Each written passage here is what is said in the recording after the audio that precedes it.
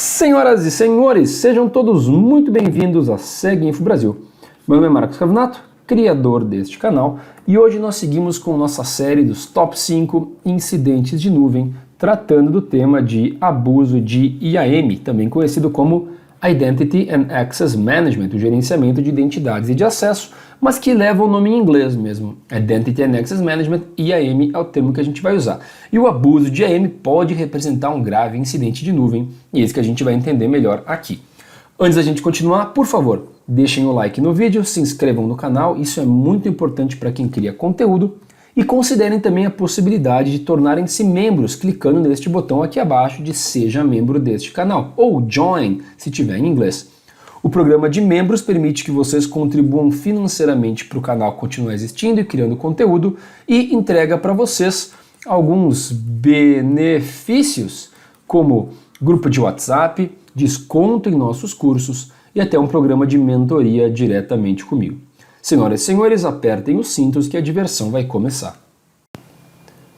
Como sempre aqui no canal, para entender o problema, a gente vai dar um pouco do contexto antes e depois a gente fala sobre proteção, né? Como é que a gente previne, detecta e automatiza até para que abusos de IAM não aconteçam. Então vamos começar pelo começo, dando um pouco mais do contexto. E o contexto aqui é o seguinte: no mundo tradicional, meus amigos e minhas amigas, a gente tinha aqui um firewall, a gente tinha aqui um switch, depois a gente tinha aqui outro switch, muitos switches de acesso, a gente tinha access points para a internet, a gente tinha aqui numa empresa uns 100 servidores, por exemplo, e nós tínhamos junto com eles aqui as 10 pessoas do time de TI. Né? E a pergunta é, como é que a gente dá acesso aos elementos individuais? E a resposta é que geralmente o que se faz é, em cada um desses equipamentos, a gente ia lá e criava os administradores. Então vinha aqui no firewall e falava, vou criar um novo administrador. É o Zé e a senha dele vai ser essa. E aí o Zé passa a ter acesso a esse firewall, mas não tem acesso à configuração de nenhum outro elemento. Então a gente vai lá e vai nos servidores, no hypervisor, por exemplo, né, e define qual que é o acesso que cada um vai ter. É um processo muito braçal, muito cansativo. Existem algumas formas de tentar contornar isso, talvez um dos protocolos mais conhecidos nesse sentido seja o TACACS, como uma tentativa de controlar de forma centralizada o acesso aos sistemas, mas a verdade é que sempre foi muito complexo. E já nesse mundo já se falava um pouco em IAM, por quê? Porque é gerenciamento de identidades e de acesso. Mas, na minha modesta opinião, tudo isso mudou drasticamente quando a gente começa a falar da nuvem. Porque na nuvem, a ideia do IAM faz muito mais sentido e é muito mais fácil de ser executada. Porque o que a gente costuma ter na nuvem? A gente costuma ter aqui, dentro da nuvem, muitos recursos, que a gente vai colocar aqui embaixo. Então a gente tem muitos recursos que podem ser máquinas virtuais, bases de dados, pode ser um data warehouse, pode ser os buckets, né? Estão todos aqui embaixo. E o IAM existe justamente para a gente centralizar o acesso aqui. Então a gente pode dizer, olha, o João, que é uma das pessoas do time de TI, vai ter acesso a tudo que for VM, tudo que for bucket, e é isso que ele vai poder acessar. E também a gente pode fazer isso só para alguns projetos, né? Só para alguns ambientes de trabalho da nuvem. Tudo isso de forma central no IAM. O IAM, portanto, está diretamente relacionado com a ideia de autorização, principalmente com a authorization, né? Autorização. Então, mais ou menos o fluxo é, esse nosso usuário aqui, ele vai acessar a página da nuvem, que ele vai tentar fazer o login, então lá ele vai colocar as credenciais, usuário e senha, talvez tenha um segundo fator de autenticação, e se ele conseguir fazer tudo isso, check! Ele acabou de fazer a sua autenticação. E o próximo passo é a autorização, que é, beleza, o usuário provou que ele é ele mesmo, e agora o que ele vai poder fazer na nuvem? Ou seja, quem esse usuário, o João, por exemplo, vai poder fazer o quê, quais são os acessos e onde, em quais recursos, né? Então ele vai poder, por exemplo, criar e deletar máquinas virtuais. Ele vai poder ver buckets, mas não vai poder criar ou alterar ou deletar buckets, né? Então ele vai poder fazer o quê? Quais são os papéis dele? A ideia de roles, né? Os papéis que ele vai poder desempenhar. Eu digo para vocês que, em geral, o que acontece na nuvem é que o provedor de nuvem, ele vai entregar lá provavelmente centenas, se não milhares de roles pré-definidos, né, de papéis. Ou seja, pensa numa máquina virtual. Podem ter vários papéis para uma máquina virtual. O cara pode ser o administrador, ou seja, ele pode fazer tudo. O outro cara pode ter só acesso de leitura. O outro pode ter só acesso para modificar as virtual NICs, né, as NICs virtuais, por exemplo. Então, IAM está diretamente associado com a ideia de autorização na nuvem, que permite então dar os privilégios para os usuários fazerem o que eles têm que fazer. Muito bem, e qual que é o problema disso? Até o momento, nenhum. IAM faz o que tem que fazer e é exatamente a forma como nós conseguimos implementar o princípio básico de segurança chamado de least privilege, ou seja, o privilégio mínimo.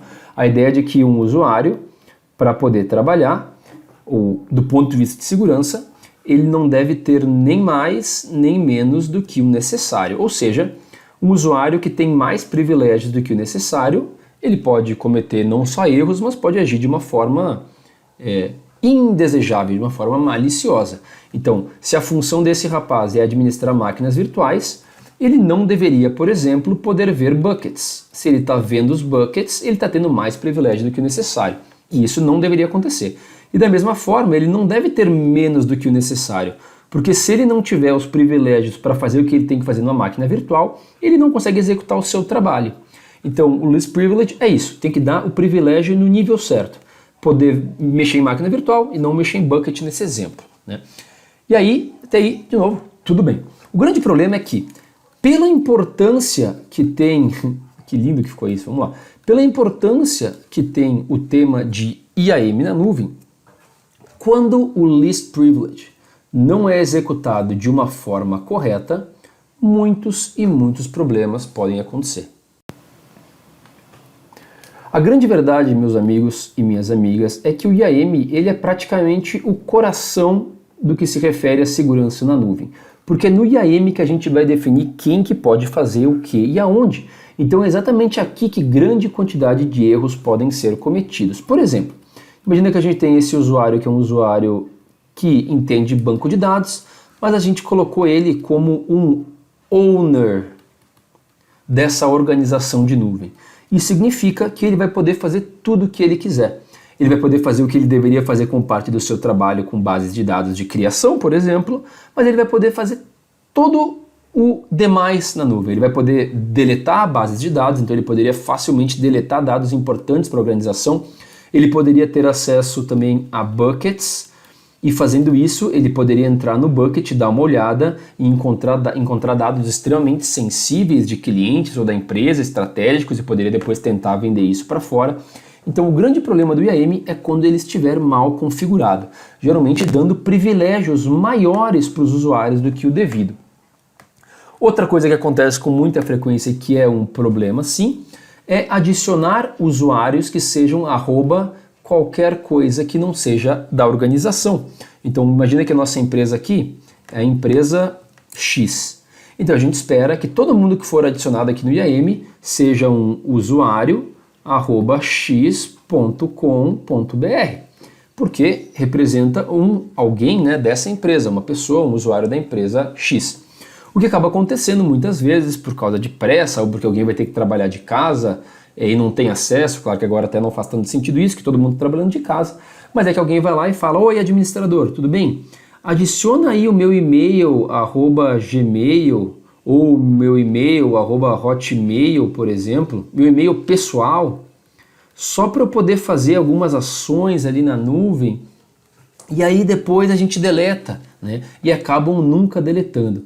Então a gente acaba ficando com essa presença de alguém externo, e o risco que isso gera é que talvez seja esquecido, e numa eventual possibilidade desse usuário aqui chamado de pessoal, né? Quando o pessoal @x.com.br, quando ele for demitido da empresa X, provavelmente o time de TI, até num processo automatizado com RH e deleção de usuário, talvez ele já caia fora aqui automaticamente, né? Já perca esse e-mail, mas esse aqui de baixo continua. Então a gente pode ter o risco de uma pessoa que foi demitida, talvez esteja muito insatisfeita, tendo acesso com seu e-mail pessoal e combinando isso ainda com um privilégio muito alto, com um privilégio de owner, é a certeza de que essa pessoa vai ter acesso a muitos dados, muitas informações que pode compartilhar e botar em risco essa empresa. Bom, melhor que falar de problema é falar de solução. É exatamente isso que a gente vai falar aqui. Algumas técnicas e abordagens para tentar reduzir, mitigar alguns riscos relacionados ao IAM. Afinal de contas, a gente tem que usar IAM. Então, primeiro eu digo para vocês, se vocês tivessem que escolher entre dar privilégios para usuários ou dar os privilégios do IAM para grupos de usuários, qual que vocês acham que é o melhor? Dou-lhe uma, dou-lhe duas, dou-lhe três. E a resposta certa é não usuários e sim grupos. Dar privilégios para grupos de usuário. Isso é muito importante. Por quê? Porque geralmente, quando a gente dá para usuários diretamente, além de ser mais trabalhoso, tem que dar para o João, para a Maria, para o Pedro, para o Antônio, né? É um trabalho que costuma ser manual, ainda que tenha algum tipo de integração com AD para autenticação, mas depois os privilégios tem que dar manualmente. Quando tu dá para grupos, tudo é muito mais fácil. Porque tu pode ir no teu IAM e falar, o grupo engenharia tem esse privilégio. E depois o que tu vai fazer, quando tu contratar, por exemplo, esse camarada aqui, que é o Zé, tu vai dizer, Zé pertence ao grupo engenharia. E automaticamente ele já vai herdar todos esses privilégios. E tu não precisa se preocupar em adicionar o Zé e seus privilégios especificamente, ele já vai herdar tudo isso. Então é uma excelente prática, até para quando essa pessoa, esse usuário, sair da empresa. Então quando ele sair da empresa, ele automaticamente vai ser deletado lá do Active Directory, automaticamente não vai mais pertencer ao grupo de engenharia, portanto, e automaticamente ele deixa de existir dentro do IAM. Né? De novo, é muito diferente de criar uma entrada lá para o Zé e dar os privilégios para ele um a um. Então, esse é um primeiro passo importante. Um outro passo importantíssimo também, quando a gente trata aqui de prevenção, é nunca deixar que alguém que não seja domínio da empresa entre. E as nuvens, os provedores entregam formas de fazer isso através do uso de políticas. Né? Então tu pode criar uma política de segurança que fala, eu só permito que se adicione no IAM usuários que sejam minha empresa, domínio da minha empresa, e não qualquer outro. Ou seja, qualquer um que for Gmail, Hotmail, UOL, Terra, não importa, só usuários corporativos vão conseguir entrar aqui no sistema. Ainda tratando de prevenção, a melhor prática, sem sombra de dúvidas, é seguir o princípio do least privilege. E isso, neste caso, significa o seguinte: existem privilégios no IAM justamente para dar privilégios de IAM. Ou seja, se tu tem aqui o Pedro e o Zeca, e o Pedro já tem vários privilégios, o Zeca entrou na empresa agora, não tem nenhum, tu precisa que alguns usuários tenham um privilégio para poder dar privilégios a outros usuários. Ou seja, o Pedro, se ele tivesse um privilégio aqui de poder mudar IAM, ele poderia dizer, Zeca agora vai ter privilégio disso, disso, disso e disso. Ou seja, o Pedro, como esse usuário que tem essa capacidade de mudar privilégios, ele é um potencial risco. Então, uma das prevenções, uma das melhores possíveis com least privilege é que apenas pouquíssimos usuários, administradores, ou chame como quiser, poucos usuários ou grupos de usuário devem poder alterar privilégios de IAM. Não deve ter vários usuários como Pedro que vão poder dar privilégios para os outros. Por quê? Porque se todo mundo puder fazer isso, torna-se um problema. E pensar no caso mais absurdo, imagina que tu é o hacker aqui. Então o hacker ele quer justamente encontrar uma informação aqui sensível que está no banco de dados. Mas ele não tem privilégio para fazer isso. O que não faz o menor sentido? Não faz sentido que o hacker possa ele mesmo se dar privilégios de IAM e se dar o privilégio então para poder acessar essa base de dados. Né? Não faz sentido. Por isso, o grupo de usuários que podem alterar IAM deve ser muito seletivo e deve ser bastante monitorado. E bem, falar de monitoração é falar de detecção. Né? Então, se a gente não consegue prevenir, a gente tem que poder pelo menos detectar. E aqui eu vou mandar para vocês 3 detectores que são muito importantes considerar em situações assim.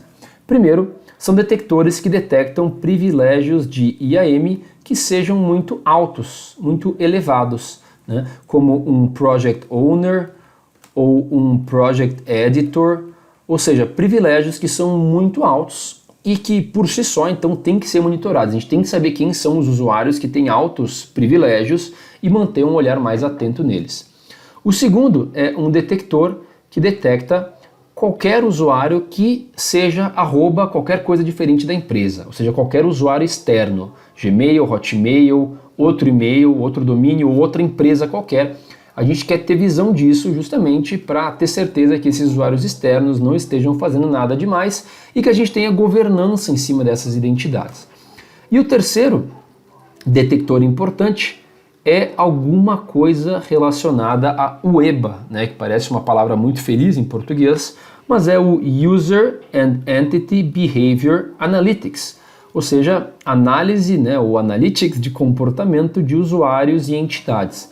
A ideia é monitorar, que a ferramenta faça isso, né, que a nuvem, o provedor, ou nossas próprias definições, ficar monitorando a nuvem para ver se tem algum desvio de comportamento muito louco nesses IAMs, né? Então, por exemplo, se um usuário ele tem o mesmo privilégio aqui, ou 3 privilégios por muito tempo, e aí de repente ele passa a ter 600 privilégios, ainda que nenhum deles seja tão elevado assim, mas é o tipo de coisa que a gente vai querer monitorar, né? Ou mesmo monitorar as ações. Imagina que esse usuário existe há 3 anos no sistema e tudo que ele fazia era criar máquina virtual, criar máquina virtual, criar máquina virtual. Daqui a pouco ele começa a deletar bases de dados. O IAM dele mudou e ele começa a deletar bases de dados. Um comportamento que parece muito estranho. Então, UEBAs existem para isso, monitorar comportamento, achar comportamentos, é isso que o B está aqui, behavior, né? Comportamentos que não sejam o normal.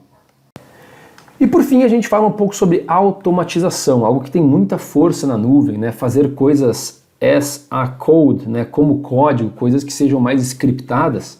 A ideia aqui é mais ou menos a seguinte: ao invés da gente ter esse usuário que vai ter acesso a esse bucket, por exemplo, lembrando que nesse bucket a gente tem PII, a gente tem informação altamente confidencial, a gente pode tentar tirar esse usuário do loop e usar essa ideia de service accounts, as contas de serviço, que são tão importantes para a nuvem, né? As service accounts não representam o usuário, eles representam uma entidade que não é o usuário.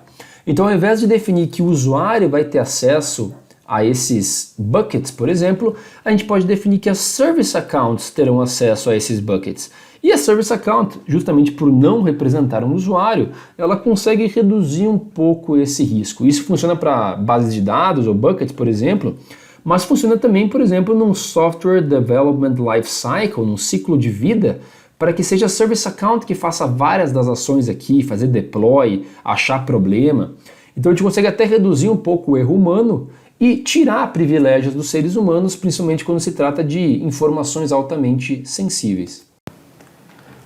Muito bem, e com isso chegamos ao fim de mais um vídeo aqui na SegInfo Brasil. Obrigado pelo tempo de vocês. Conheçam mais sobre o nosso trabalho no site seguinfobrasil.com.br, conheçam nossos cursos de segurança da informação, nosso curso de segurança em nuvem, nosso curso de segurança em redes.